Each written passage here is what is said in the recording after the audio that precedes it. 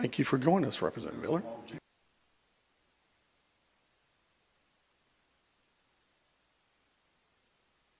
Committee's back in order. Sheriff McFadden. Did your counsel give you the authority to answer the question?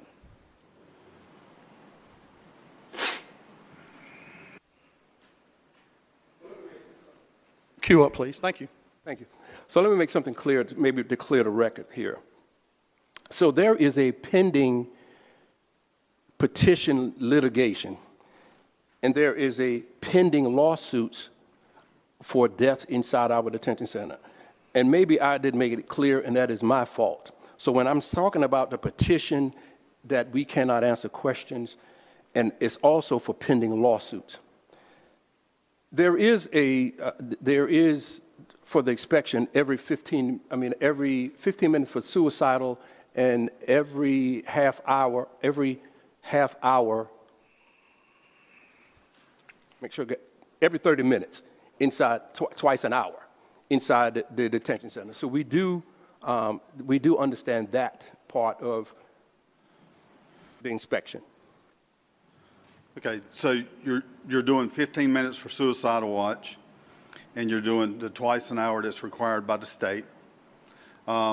Have you increased any of those times based on what you've been through over the last several years with suicides or anything?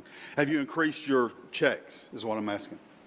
Yes, we have. I think that if you look at the national study. You said yes, we have. I said we've asked our staff to do more checks, so more than the regular times. More than the twice an hour? Yes. Okay, so what have you increased those checks to? More than twice a while. We don't have to say it on paper, do it every 30 minutes. We do frequently more. So we encourage our staff doing roll call to do more. So you encourage, you don't direct or change policy? We direct them to do it. So it's policy? Yes. Okay, so what does the policy say? How many times? Again, we into the part of the death investigations. I'm not asking you about an investigation, sir. I'm just asking you what your policy is. I don't have that policy. I don't have Sheriff, that. Sheriff, just please. Due to time, the chair is going to instruct that you answer simplicity as the members asking you to answer the questions instead of bogging down with a bunch of rhetoric that the committee does not need going forward. So if you would limit your answers to the question that you're being asked, because there's folks behind you that I know want to get back to Mecklenburg County and you're taking up their time. So please refrain from the commentary and just answer the questions. Representative Miller, proceed. What's your policy? You don't have it. Well, you said I don't have it before me. You said you had one. I asked you if you had a policy, or I asked you if it was a directive or a policy, and you said you had a policy. I encourage my staff to do. So you don't have a policy? I encourage my staff doing roll call to do more. Okay, we're not going to get anywhere here.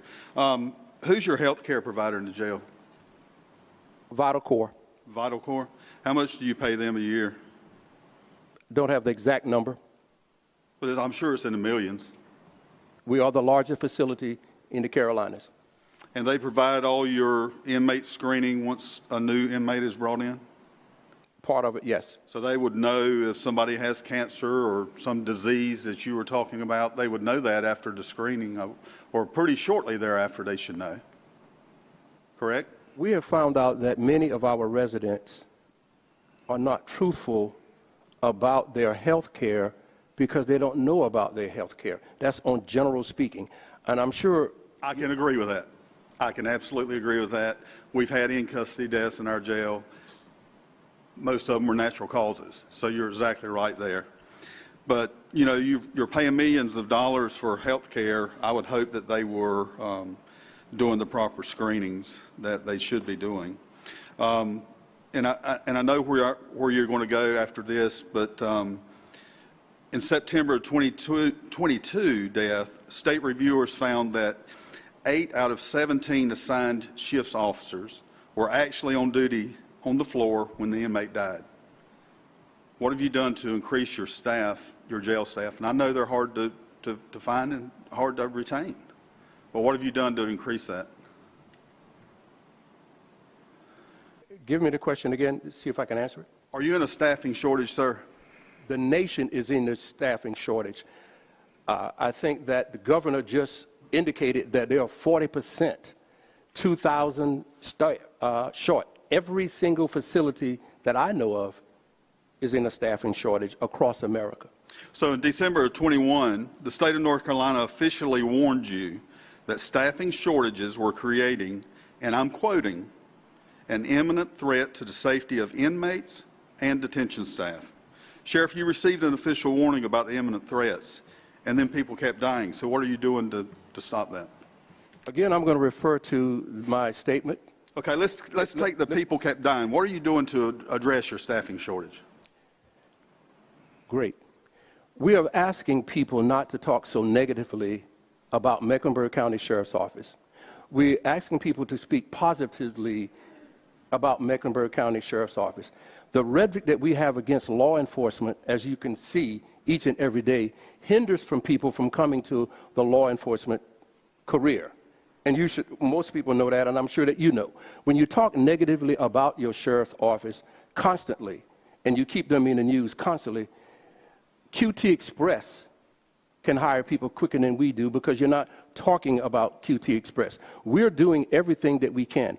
But you have to understand, in Mecklenburg County, we have 7 other different agencies, all looking for the same qualified applicants from the same pool. So it is very competitive. We do advertisement, we do initiative budgets, incentives, and we do all of that. But simply asking the media and others to provide a positive view of our sheriff's office would be helpful. So we do recruit, and we're looking for the best recruits as other sheriff's offices around the county of Mecklenburg and including the townships. So we're doing our best.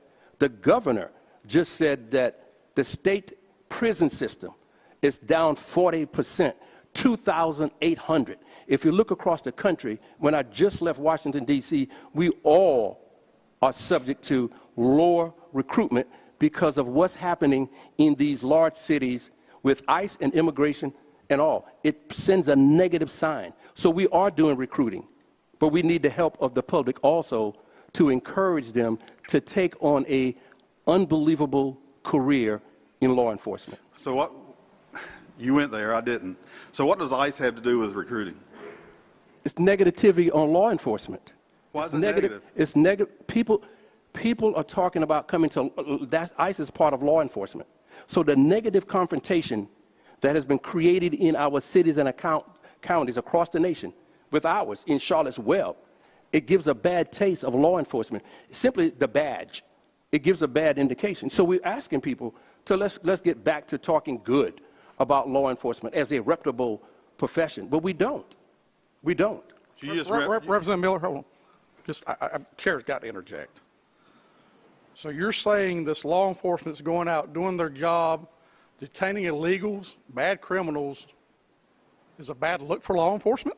Killing people is bad look for law enforcement with someone without a gun. 21's died in your jail since you've been. No, you asked about you asked about ICE, or you asked about law I enforcement. didn't ask, I made a statement. Well, I'm making a statement also. So here's what we're going to say. 2 American citizens died, not immigrants. American citizens died. Not North Carolina. But still, it's an image. It's an image that we have of law enforcement. If you can say that respectfully, the way that we are approaching this hearing today, not against him, but against me, is different. And it's going to be different. Because it is my time for you to bring me forward and say anything that you want to say. For me, that's not a good look. When you say you welcome me, and I will make sure I will come back here before bills are made or when I hear bills are made to show you that if we work together, it's better. But simply making it look like it's a hostile environment each and every time is not acceptable. We talk against law enforcement each and every day. We talk about the blue on blue. If we didn't come together in this little incident in Charlotte with Charlotte Web, surely something would happen. It would happen. So when we're talking about recruiting, you would want to come to the best team. You would want to come to an agency that is a fulfilling career. We all do. This is why I put on this uniform and this badge for 44 years. Maybe not physically, but I do take it in my heart every day. People say, why do you go from police officers to homicide detective, retire, and come back to serve? Why? Because I love this profession. But we simply saying this, the way the America has it now, law enforcement is one of the last things that we can recruit. And I'm just simply saying, no, we're not saying that one incident, all of the incidents that happens brings a bad light onto law enforcement. I also think people look at the head of an agency, decide if they want to work there or not, and if it's not in a positive light, it's probably where they're going. Representative Miller, do you have any follow-up? Well, let me make a comment. Let me make a comment on that. I've asked to to the questions. But I know you want to have that last word. No. Representative Miller's going to ask your question, sir. Wait, before that, it's not that I want to have a last word. You're taking up all their time with this hyperbole. But here's what you do. After I speak, you interject a small comment that I should refer to. So let me explain this to you. We do have a vibrant recruiting. As of today, we have people wanting to be rehired. We can't hire everyone that's applied. Why? Because we are particular about who's running. We are particular about who's running our agency. That means my detention officer and my staff. So we don't hire everybody that applies. They want to work for Sheriff McFadden. I can tell you that. A young man came to me only because he saw my picture on the bus. People want to work for the first black sheriff of Mecklenburg County because it's rare. So let's get this clear. They want to work for me. They would love to work for me. And if we put a positive light on working for a black sheriff in the middle of Black History Month, that would be a positive thing. But simply always bashing the sheriff because he's outspoken, because he's different than the 99 is not acceptable. But simply making a comment each time to run and point to somebody else should not be accepted. And you may do so, but it's not acceptable by me. Thank you. Good thing the citizens of Mecklenburg is your employer. Representative Miller. Thank you, Mr. Chair. Sir, I'm trying really hard to be respectful. Like I told you early on, I have the utmost respect for the office of sheriff. What is the starting pay for your detention officer just starting? About $61,000. Wow. But the cost of living in Mecklenburg is much higher, I'm sure, than Columbus County. So I understand that. How many openings do you have right now? Do you know? I think about 98, maybe 100. And how big is your jail staff, detention staff, total? We have supposed to be 80 per shift. So. And how many inmates do you average on a daily basis? 16. Well, usually 1,600, but right now it's 1,838, and we are at the maximum the middle of December because of the overflow that we have now. Okay. Well, that's all I have for right now, Mr. Chair. Thank you so much. Let's see. Representative Chesser. Thank you, Mr. Chair.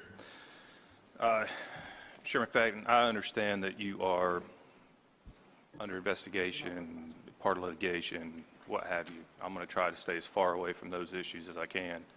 But I will very plainly ask you to answer my questions quickly, concisely, and not go on a long tirade, because I'm going to do my best not to be disrespectful, and I don't want my time wasted either.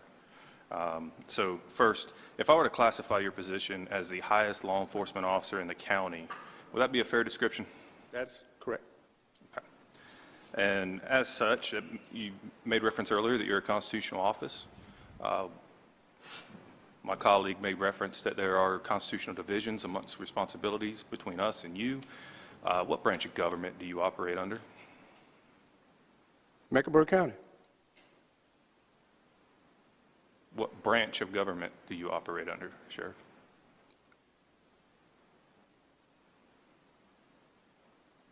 Constitution of the United States.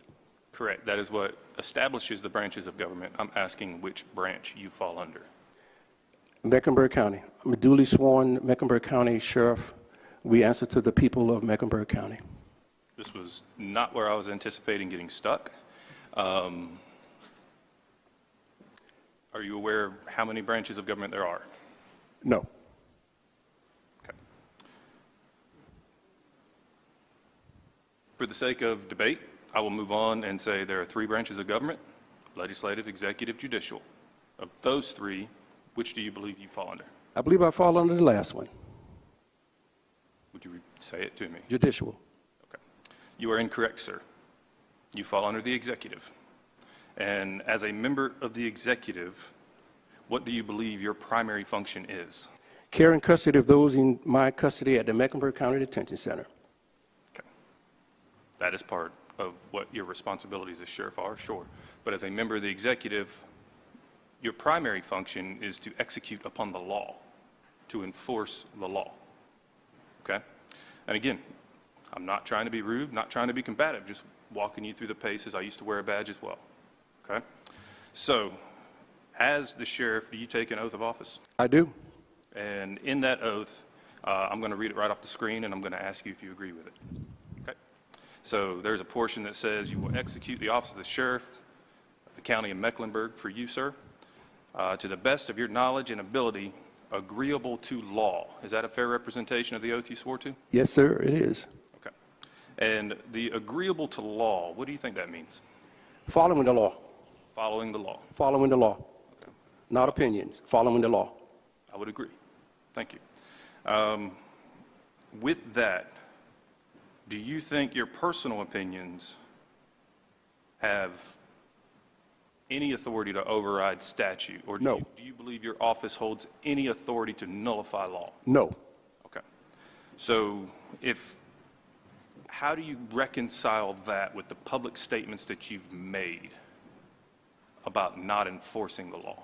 I've never said I'm not enforcing the law. With respect, I'm going to read a direct quote from you, sir. It says, quote, "We do not have a role in enforcement whatsoever. We do not have to follow the rules and the laws that are governed by our lawmakers in Raleigh," end quote. We were talking about, again, you're taking the content of what I said when we are talking about immigration. So you're talking about existing law and how you don't have to follow it. I'll allow you to expand on context if you like. No, I don't need to expand. I'm saying that we follow the law. Again, you are taking something out of context to make a point.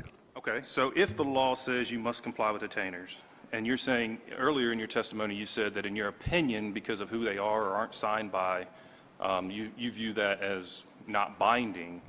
What ruling, because the law is very clear, so what court ruling are you hedging that belief on? I don't think that a detainer is state law. But it is. The compliance of a ICE detainer is settled state law. As of What ruling are you hanging that on? if you let me answer, now it is state law. House Bill 318 now is state law, and we are complying with that law. Now. Previously, it was state law. In House Bill 10, we're referring to North Carolina General Statute, if you're familiar with that. Yeah, A, B, we play and with C. those every day here, sir. Right. So we follow the law. We follow the law. So how do you reconcile that with the statement that I just read that was a direct quote from you? It was, That you don't have to follow the law. And you've already said that you don't believe that you have the authority of nullification. again, you're taking it out of a context of an immigration law. I will allow you as much leeway as you need to explain the context. That's all I'm going to explain. You're talking about immigration law. A detainer is not. I am not. I think you were talking about immigration law when you made this statement. I am simply talking about broad spectrum application of the law and your job to enforce it, sir. That is where you're taking it out of context. I've offered you the opportunity to place it in context. I am not trying to lead you astray. I'm giving you the opportunity to make clear your statement, sir. Thank you so much. Simply, we follow the law. When the law is produced, we follow the law. One closing statement, Mr. Chair. You're recognized. Thank you. Again, I have no intentions as someone who wore the badge to disparage the badge or the man wearing it or the office of which you hold. I promise you that.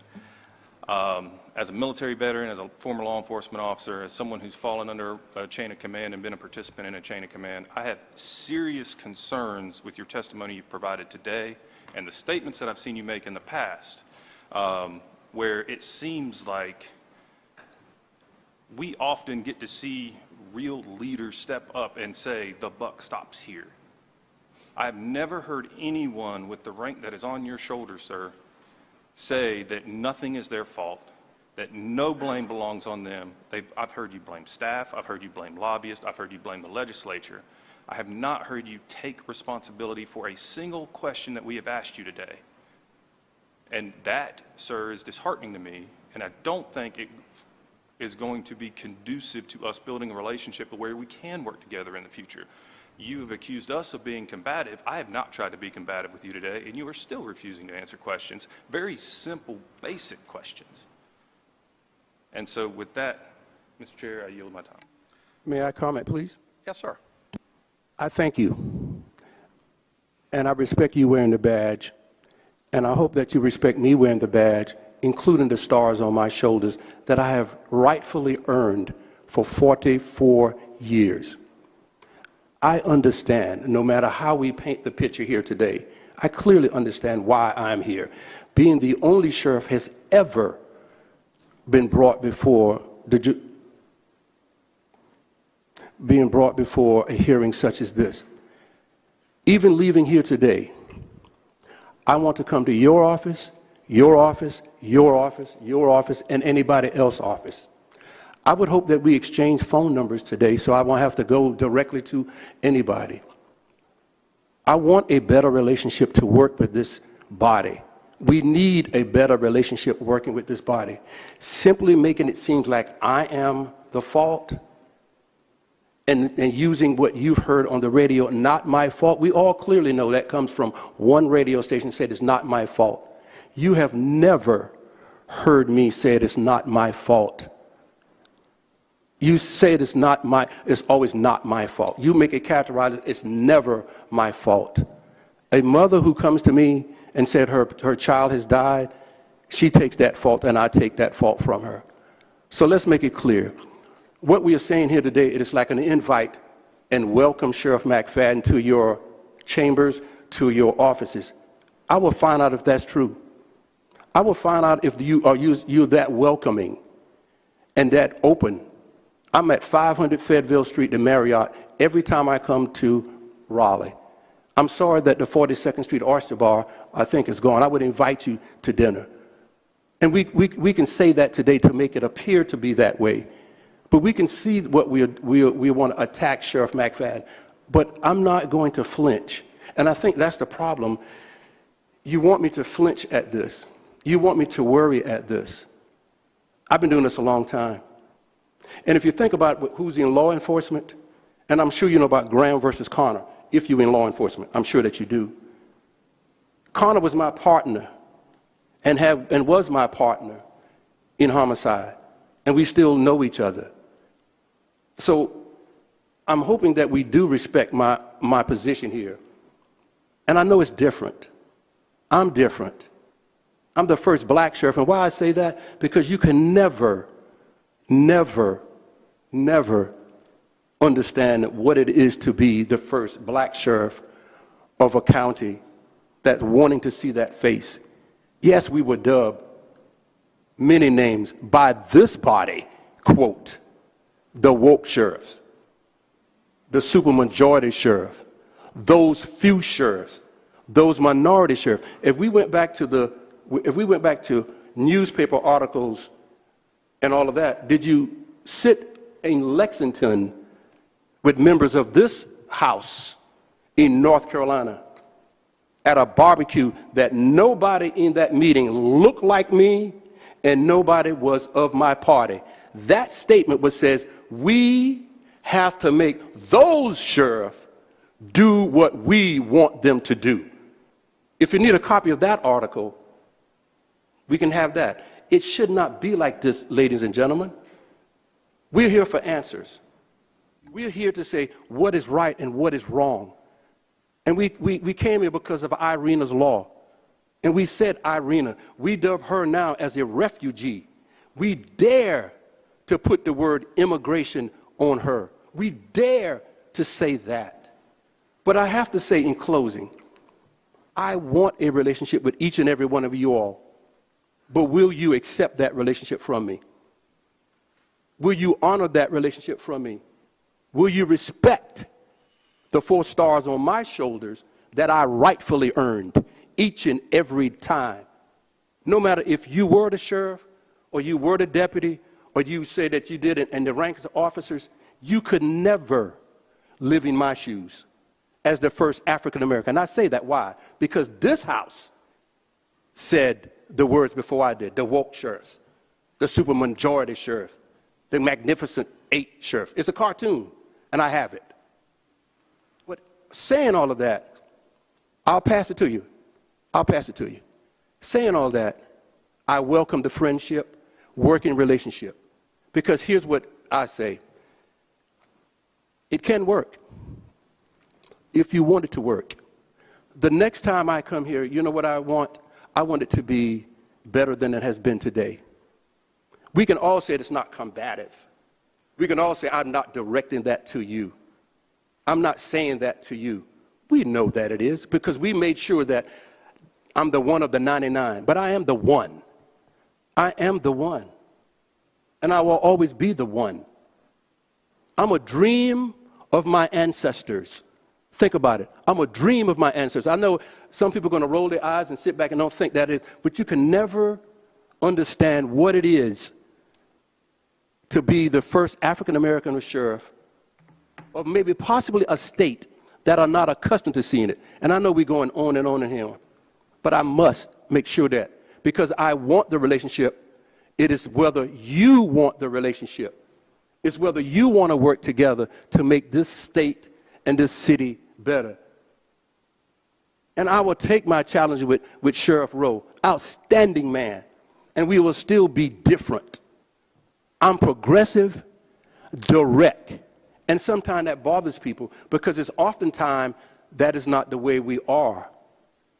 Submissive, get along, understand. But that's not what we tell our constituents, is it? We all working for the betterment of the great state of North Carolina. We hate the word, the great state of Mecklenburg County. Why? Because we are part of North Carolina. So don't single us out. Accept us for who we are. We are the largest agency, and we probably are the largest progressive agency. And we are. We just happen to be outspoken like you are, and I welcome that. And I welcome that more than you can ever imagine. But we will see, as they say, Sheriff, if you are welcome. We will see is the open door is welcome. Because you think about it. We made it perfectly clear that you welcome him, but you didn't welcome me for an open door. We understand that. But that still does not deter me from being who I am and being a representative of my county.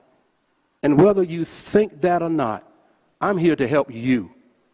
Because missing a step caused House Bill 10. Missing a step cost House Bill 318. Missing funding causes my staff now to work and help with mental health. We can do this. We should never fight, no matter how you make it seem that we're not fighting.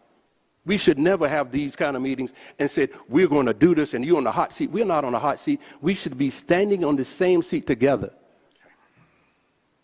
And that's what I want to understand. But we will see if you accept me when I knock on your door. Because I'm going to tell each and every one of you today, I invite you to my office. I invite each and every one of you to my office. 700 East 4th Street, Suite 100. Come, and I will show you what hospitality is. Come, and I will show you a progressive sheriff's office. Come, and I can guarantee you this. You will see a difference. And you can compare me to any other sheriff's office in North Carolina. No sheriff's office has my resume. I'm on both of the national sheriff's boards in America. Name another sheriff of the 100. I sit on the board of both executive staffs.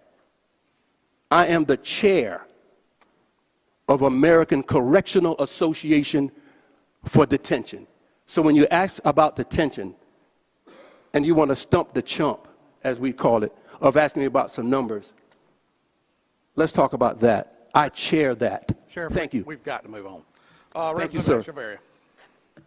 Thank you, Mr. Chair. I have a question for DA Merriweather and a series of questions for the sheriff. May I be recognized? Yes, sir. Thank you. DA Merriweather, just a question of clarification. Thank you for your knowledgeable, thoughtful, and professional testimony. This is my very first term, and a lot has happened in almost 14 months, not to mention years past. I understand that Mecklenburg County has a backlog that you're diligently working through. Now, you said that in 2020, someone brought the criminal justice system to a halt, and that's the first time I've heard that mentioned.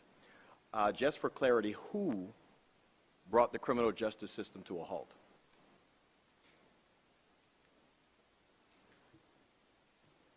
The reason why I'm taking a minute to make sure I'm answering your question accurately is there are phases to that going back to 2020. Originally, with the onset of COVID-19, when no one knew anything about it at all, Chief Justice Beasley, I believe it was a March date, basically all court sessions were ceased for a week. That was then extended by another series of days, and then it was extended to then May. I believe it's my recollection that at that point there were various districts that asked for some level of permission to try to get up certain sessions.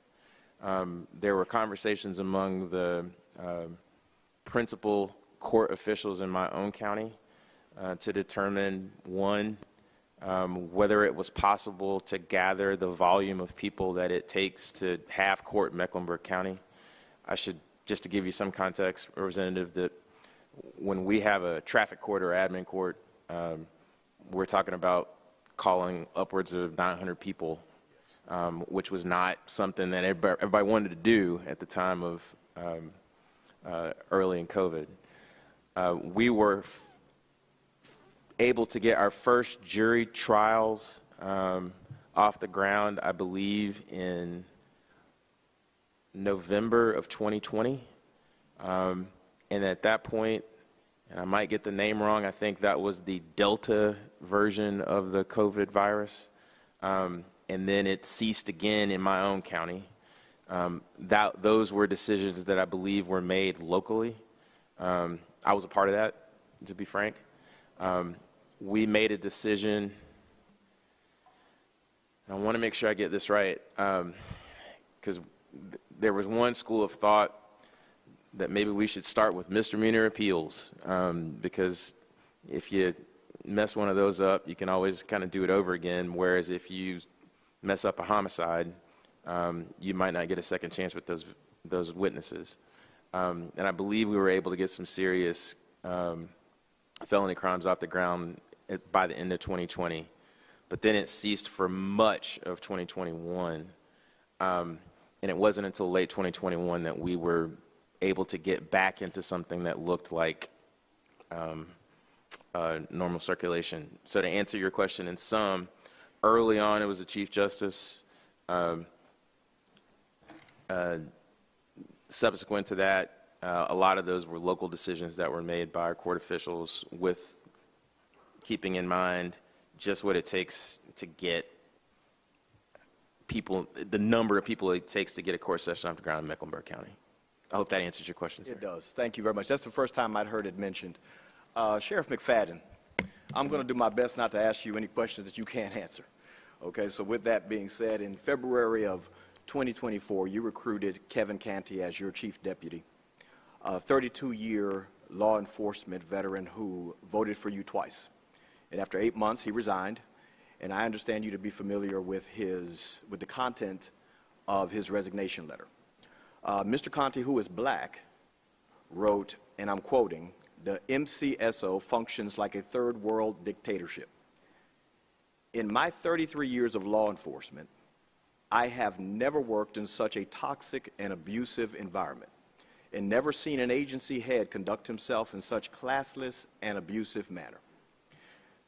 Sheriff, what did you do to a decorated law enforcement veteran of 33 years to make him describe working with you as the most toxic experience of his entire career? I'm going to answer that in two phases. The first is, we well know that it is part of the petition that I cannot answer. That's part one. There is a study by Harvard University that talks about black leadership.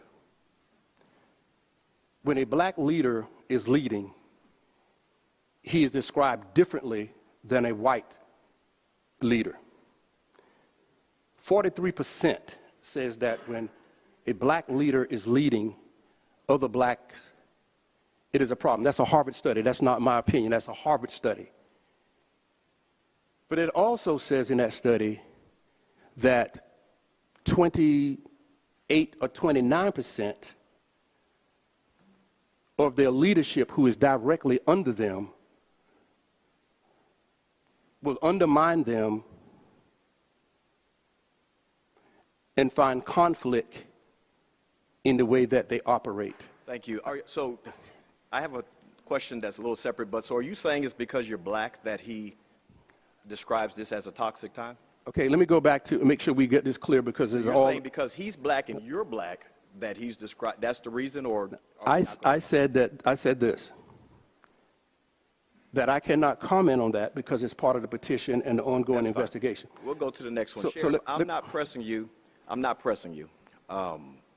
because quite honestly, I don't want anything to happen to me in your county. But I do have one more question. You apologized for the racist language that you were recorded saying. Is that correct? That is correct. Excellent.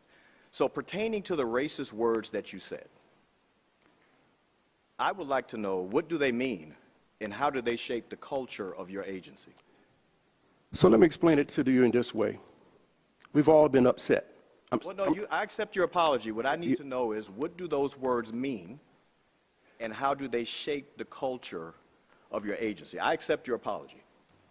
North Carolina, I believe most of them accepted your apology. So the question is, what do they mean and how do they shape the culture of your agency?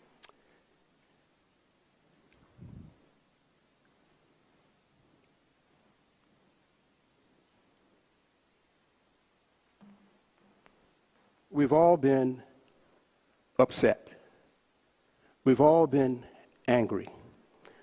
Each and every person in here have said things during a time of being upset. I accept that, Sheriff. I accept that. I accept your If you allow me to finish. No. Thank you. I really just want the question, because I accept your apology. We've all been upset and said things that we wish we hadn't. What I'm asking you is what those words mean and how do they shape the culture of your agency? It means that I was upset. I was disappointed. Those words does not shape the culture of my entire agency. Those words were spoken because of what I had taken on, what had happened to me, and I was upset. I believe that. Thank you. So you're not going to, those words don't have a meaning, they just, you could just say I'm not going to answer that. Mr. Chair? Every word, just a second. You want me to answer that? I would love for you to answer. Words have meanings. Yes. Content of the words also should be. Give it all. That's it. That's my answer. the content, No, David? the content of being angry, upset at a point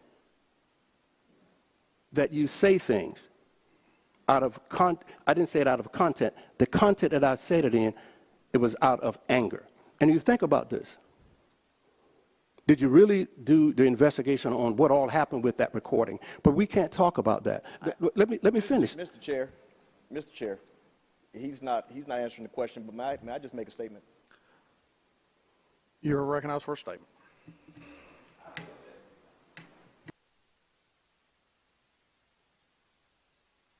Turn your mic on, please. I've been upset many times, and out of the abundance of a heart, the mouth speaks. And the truth is, I've said things that I wish I haven't said. None of them have been racist. So yeah, we get upset. And yes, you shape the culture of your agency. And while you should have never said those words, particularly about another race, publicly, because you do hold a higher office, I think we're all in trouble if you use those words privately. And I yield my time. Thank you. Representative Johnson, you're recognized. Thank you. I'll just make a brief statement in closing. I've chaired this committee since its inauguration, I think 3 years ago. And you mentioned in your narrative that a sheriff had never been called before this committee before. And that's not a point of pride that one is being called now. We do not want to have to do this. The reality is things are wrong within the department. The rule of law is not being followed in my eyes. If I can't get the numbers on these ICE detainers, I mean, the law is not being followed. So being here is not something that should be a point of pride. We do not want to have to call you up here, but there's clearly problems within the department that we are going to have to address going forward. Thank you. Very quickly, Representative Miller. Thank you, Mr. Chair. I should have went over this earlier, and I'll try to do this really quick, Sheriff. The jail north, which included Mecklenburg's juvenile detention facility, has been closed since 22, if I'm correct. That is correct. How's that building being used today? It is used, the bottom portion of the building is used for some of my executive staff. We also use that for training, and we use part of the building for our after-school program and summer camps for my community engagement. Follow up. You're recognized. So there's no room to contract with the state for juvenile detention beds, or do you do that already? Do you contract with the state? I contract with your old office, Wilmington. You all use that facility. If you look at the contract, you all have a contract with me or agreement. If there is a hurricane in Wilmington, you are to use that building. Me and Sheriff McMahon has always had that agreement. So that's. Are you talking about for evacuation of inmates? Yes, sir. Okay, if you have to move inmates, you're talking about that. If you all, we are having that space open on the contract that I did not know about, but we've had that contract with your old sheriff's office for 7 years. That's and great. we still honor that. So are you saying that you would entertain the idea to contract with the state of North Carolina juvenile justice? Well, we want it. We very much want. I would grant that. I would want that because we ran the best juvenile detention center in the state. We welcome that. We are still in negotiation for that. But here's the problem: funding, and not only funding. And we want to work that. If we settle nothing else, we would want that. $14 million to run it a year. That's what the numbers were. $3 million to go to Cabarrus County, which is Stonewall Jackson. That's what we are paying. That's the number that I hear. So imagine this. Stonewall Jackson is 40% understaffed. That's a state-run facility, understaffed right now. I have thrown out this. Allow Stonewall Jackson to close, and I, in Mecklenburg County, will hire every single person from Stonewall Jackson to work at the Mecklenburg County Sheriff's Office under the same rate, same years of experience, losing no rank, and you're still on an retirement. The state should give us, if we do that, all the resources will come to Mecklenburg County. And you could fund that, all the stuff you're doing at Stonewall Jackson, number one. But the biggest problem is this. It takes 98 staff members to run that facility.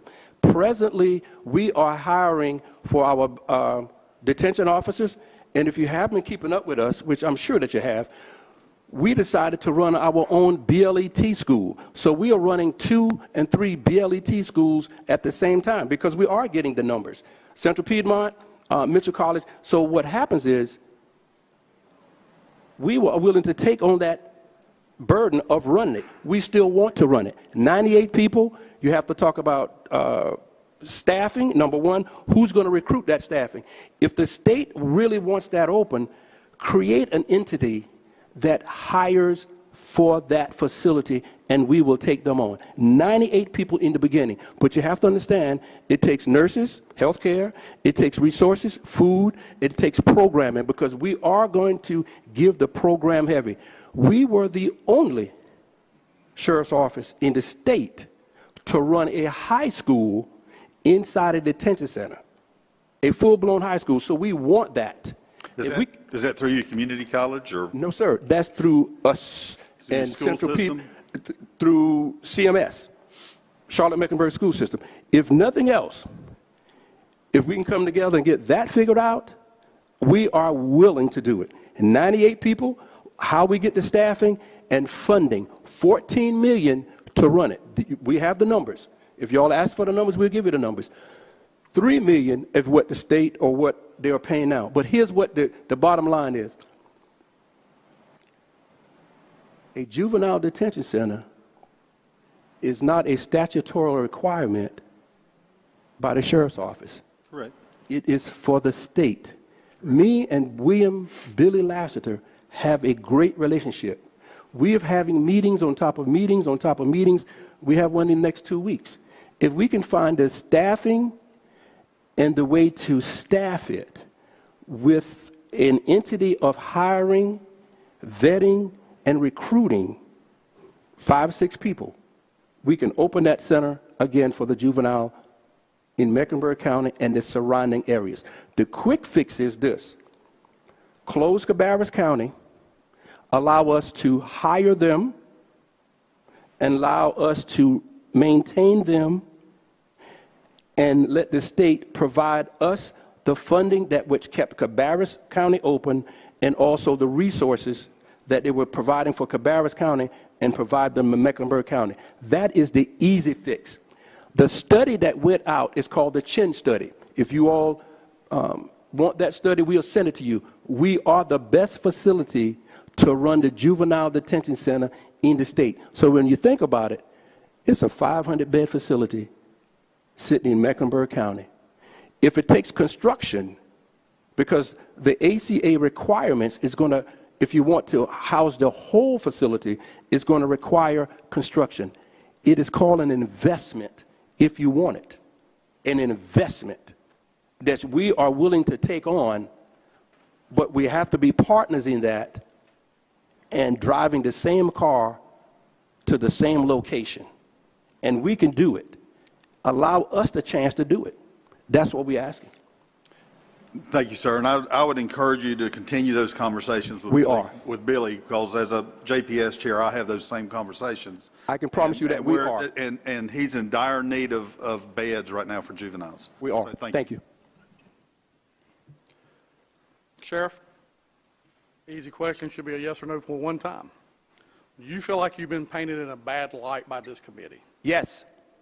Fair enough. We've heard a little bit about it, so let's use some words of folks that have been close to you. One of your chief deputies said your department was, in quote, the most toxic and abusive he has worked at in all his years of law enforcement, and he, in quote, has never seen an agency head conduct himself in such a classless and abusive manner. The next chief deputy right after him described his tenure with you as, in quote, the worst year of his entire career. Both used the word dictatorship to describe your office, with one even go as far to say equivalent to a third world dictatorship. Both have accused you of retaliation and abuse. Both have said you've used your office for personal benefit. A third senior official, Dr. Rigsby, said, everything Kevin Canty put in his letter is absolutely correct. He runs that organization like a dictator. Sheriff, I ask you, when 3 independent senior officials all describe the same toxic, abusive environment, are you telling us today that they're lying, or is there a problem? That is part of the petition. That is a part of the litigation. What I will say is, did you talk to anybody in the community besides that? No. Did you talk to any of the staff that works there now under my leadership? No. We're talking. You don't know who I've talked to. Okay. You have no idea. Okay. You're making an assumption, correct? Yes, I am. Thank you. An honest question finally got answered. Thank you. But I think that you also are making an assumption. No, we're just going by written testimony. Written testimony, but is any of that written testimony? Not a question. Why don't we talk to the staff? But we have that investigation going on. But the first question that you asked, I think that's the question. Is there any further questions? Representative Baker. Thank you, sir. I had been in the queue for a while waiting, so I just thought. And I apologize for missing you. That's my fault. Thank you. So I have a couple of questions, and we've gotten so far away from the emails, but these questions, I'm from the great state of Forsyth, where arguably our sheriff would say he's the greatest. So I just thought I'd add a little humor to this very tense situation. But because I'm not fully aware of what all is occurring in Mecklenburg, we had a couple of documents that was on the screen, and starting with this first document, it looks like it was a question from the Charlotte Observer. And there's a specific question in there that's asking about the stats for Mecklenburg. Was that question ever answered for that particular, no, back up for a minute, sir, to this one. It says, can you share those stats for Mecklenburg? And it was pertaining to the total number of detainers and the number of folks that ICE arrested directly from jail. And I don't know. Is that asked by this committee? I'm asking the question. Yes. Okay, you can give, Representative if you can Baker, it refer. was asked by this committee. That's the email they're referencing there, and we were asking in response. His counsel had put that the number was wrong, and we were trying to get to the bottom with little success of what the number actually was. If you can refer to, we got so many emails and responses from you all. If you can give me a number that we can respond to. So back, can you go back to this email is from someone at the Charlotte Observer to someone at Mecklenburg County. Hi, this federal detainer data is just missing too many variables for me to confidently determine where people went after having a detainer on them. The Wake County Sheriff's Office told me that from January through November 19th, they had 441 detainer requests, and ICE took 288 inmates. Can you share those stats for Mecklenburg County, just total detainers and the number of folks that ICE arrested directly from jail? The reason why I'm asking this question is because I'm not up to breast as to what has been occurring, and we kept talking about Wake County having a 68% detainer, I don't want to say capture, but a detainer turnover, and Charlotte Mecklenburg having 16%. So I think for me, somebody who's trying to get a hold on this, if that question was ever answered, then I think it would at least get my colleagues some of the information, because I'm sure that this request was made under a public notice of information. If that was, we have so many requests from you all. If there is a number that you can refer us to, we have them in correspondence 1 through 10 or 12. Okay, so it looks like I don't. Our follow-up, if you can see, back up again, sir. This request was not from us, if I'm correct. This request, the name of who requested the information is redacted. Representative Baker, the next email is what you're looking for. Oh, okay, thank you. Okay. I got it. Okay. Can we back up one more, please? No, to the original, is that the original email that was up that you just had up on the screen? There was another one. There was another email. Is it only two? No, there was another one, because, yeah, there's a third one, because in there, it was also a request from Charlotte Observer, and they were asking for some information, and my question was that information ever given? Representative Baker, I think you were looking, I understand from staff, you're confusing 2022 stats to current stats, is that correct? So they're completely different, so they're not what you're trying to compare. No, I wasn't trying to compare anything. I just wanted to know, in that email, there was also a question from the Observer, that one, where, I'm told by staff that's the answer. huh? Okay. You're told by staff that's the answer. That's the answer you're looking for. Okay, so That's the email I'm looking for. I haven't asked the question yet. Okay? Your email, not answer. There. Correct. So the question is, was that information ever verified? Because it says,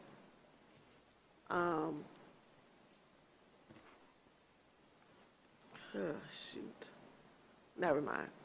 let me answer, if I may. You're recognized. Thank you, sir.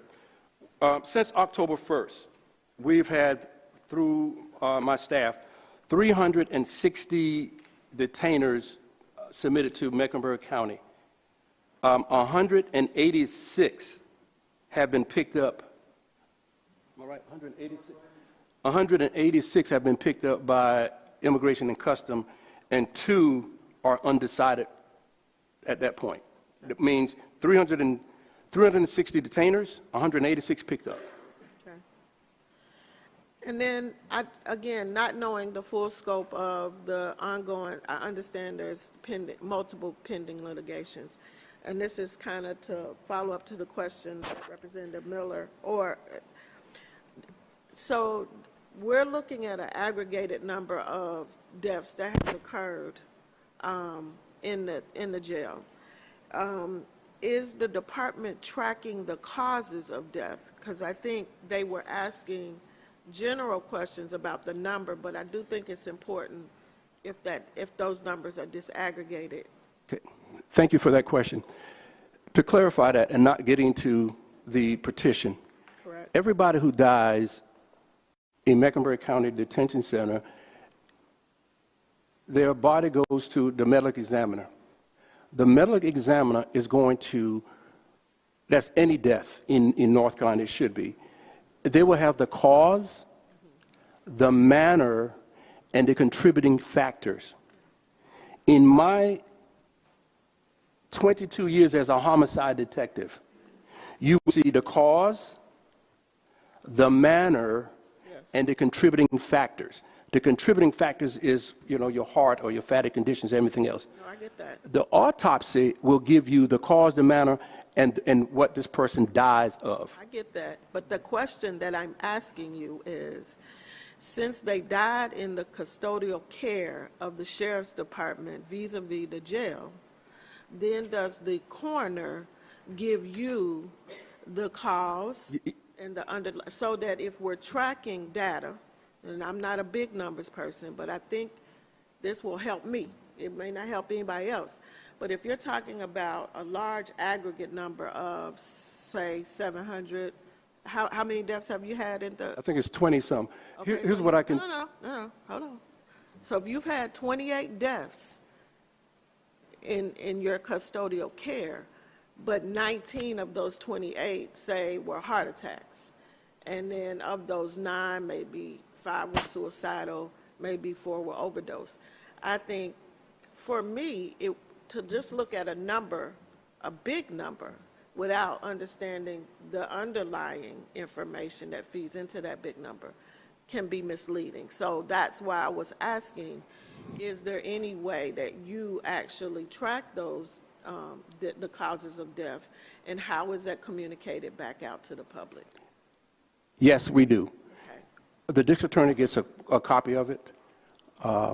SBI provides him a copy of it, and he makes a decision. So the simple is yes, Gotcha. we do have that. Okay. And if you want to review it, I'll be happy to bring it to your office and let you review every one of them. Well, I love the idea that perhaps we could have had this hearing in Mecklenburg, because I know the number of people on your staff that are present had to be a strain on your office, and so I really would have enjoyed to have had the meeting in Mecklenburg. We enjoy coming to Raleigh. I do. And so one more question, and this will give you an opportunity to maybe share some light to us in terms of maybe some specific policies or some operational changes that you've made or implemented that has improved in terms of the inmate safety in Mecklenburg. So what would you want for us to know? This is your opportunity to say. We're no different than any other sheriff's office, any other police department in America. We make it seem today like Mecklenburg County is different. We're not different. No? We are. So the simple thing is, we're not different. Every sheriff's office has the same problems that we do. Every sheriff's office deals with the same issues that we do. But that's not what I'm asking. But No. Because here's your moment to shine. Here's your moment to say, in Mecklenburg County, we know that the things that we are encountering in our department, in our jail, is no different than what our other county sheriffs, my colleagues, are experiencing. But here's some things that we've come together collectively to try to implement. that is where I was getting. Yeah, this is your moment. I ain't got a lot of time. You see, President Baker, I have gave up. You stopped me when I was saying it. I'm gonna need you to You stopped me from saying it. We're no different.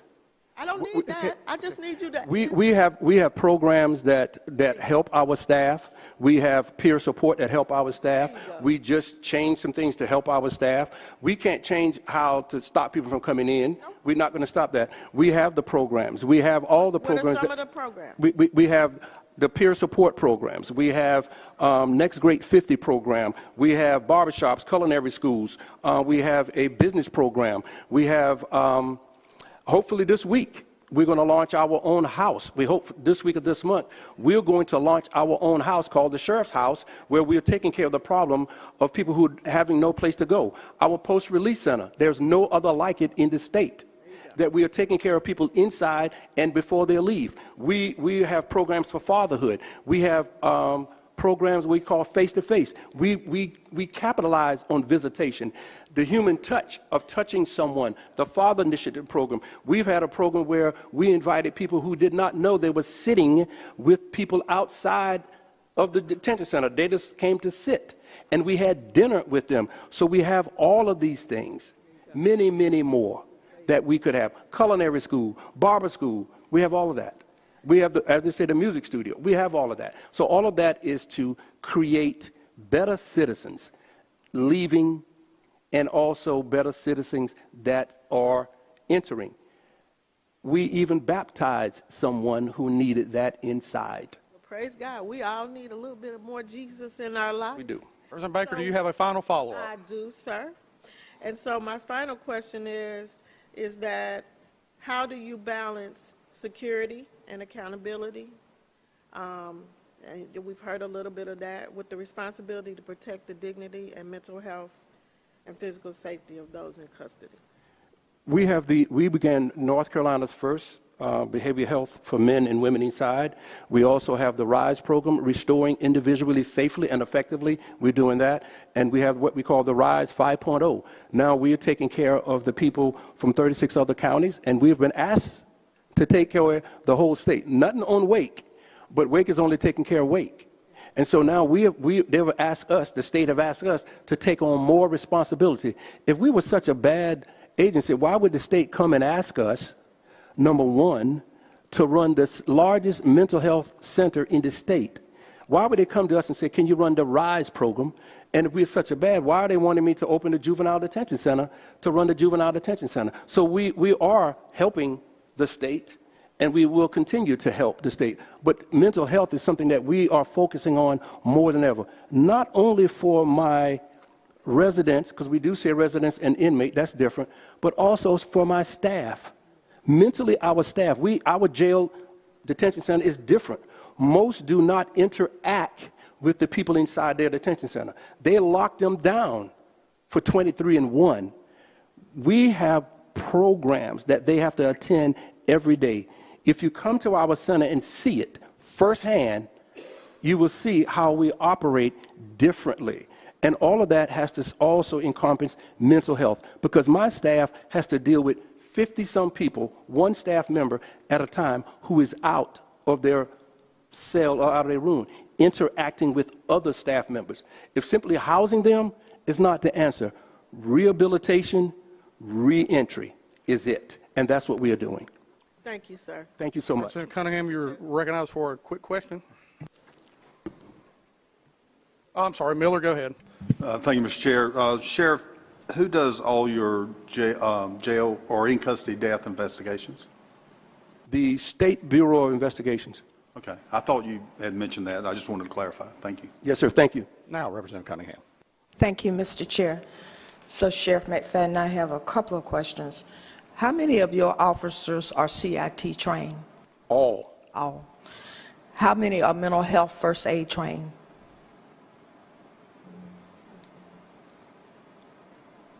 I don't have that exact number. Okay, thank you. Yeah, no. I'll go to the next question. How many times, if you have a suicide person on watch, how many times do you have to check that person on watch? 15 minutes. 4 times per hour? Correct. If it's not on special, how often do you have to check them? Two per hour. Twice, that is correct. How many deaths currently are in litigation with the Mecklenburg County Jail right now?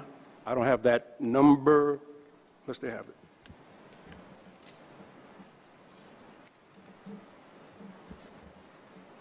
I think it's 21, 24.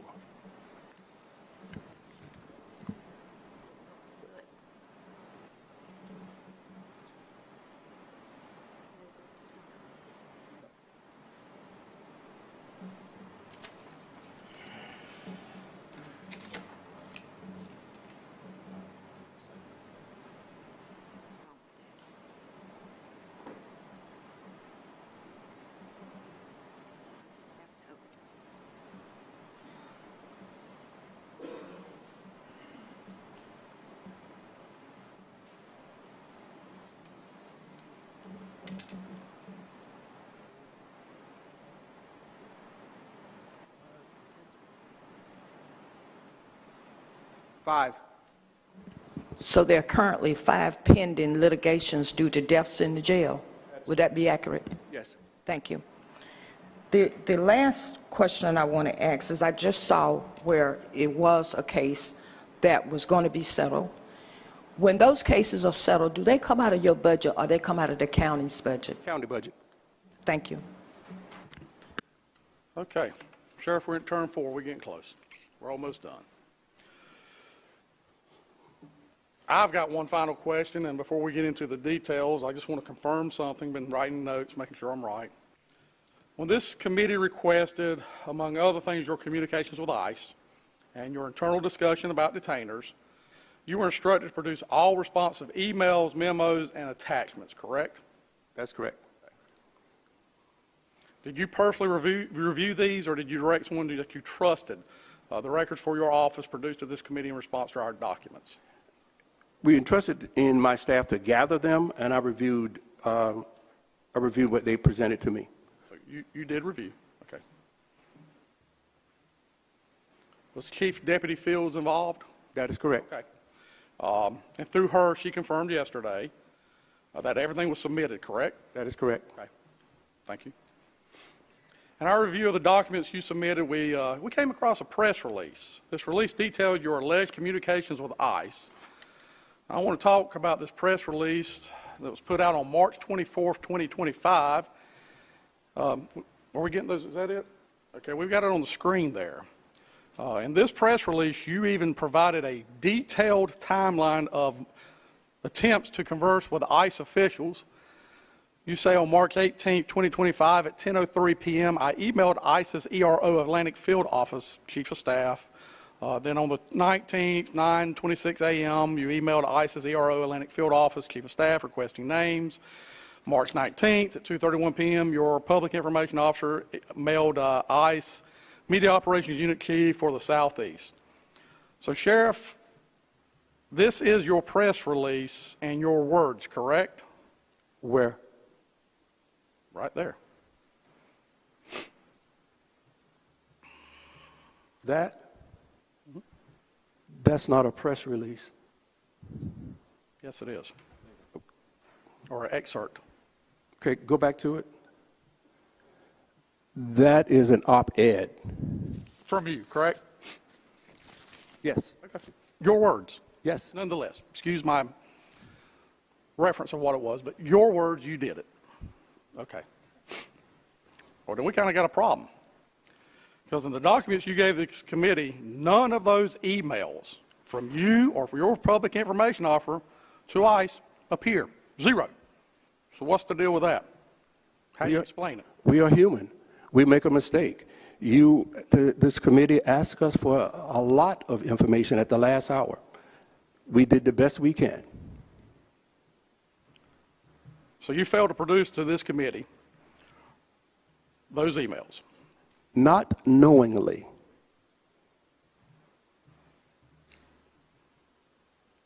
Oversight, right? Not your fault. Is that a question? I'm asking you, not your fault, right? Oversight. It is our mistake. Not your fault, right? It is our mistake. I think we're seeing exactly why the MCSO is failing. You have made history here today, sir. You have blown off the House Oversight's committee request. I honestly got the answer that I was seeking from you. It was not a mistake. You point the finger, you move on. It's what you do. It's time to look in the mirror, Sheriff. That's where the mistake is.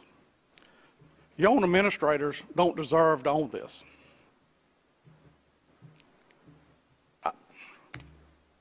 It's the same thing over and over, Sheriff. It would just be great if you tell this committee that you own it, you did it, but you're not going to do that. Is there any further questions from this committee? We're going to break for lunch.